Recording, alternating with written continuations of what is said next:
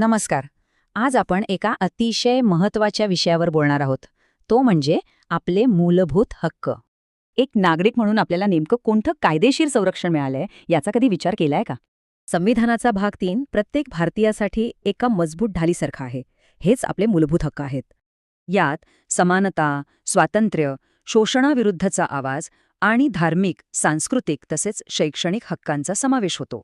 कलम 14 ते 22 मुळे कायद्यासमोर सगळे समान आहेत आणि आपल्या रोजच्या स्वातंत्र्याची खात्री मिळते. तसेच कलम 23 ते 28 शोषणाविरुद्ध लढण्याचं बळ देतात आणि कोणत्याही धर्माचं पालन करण्याचं स्वातंत्र्य देतात. अल्पसंख्याकांना आपली संस्कृती जतन करण्याचा आणि शैक्षणिक संस्था काढण्याचा हक्क कलम 29 व 30 मध्ये आहे.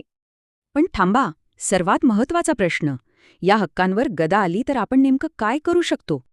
इथेच कलम 32 म्हणजे घटनात्मक उपायांचा हक्क कामी येतो. हाच अधिकार बाकी हक्कांना खऱ्या अर्थाने जिवंत ठेवतो.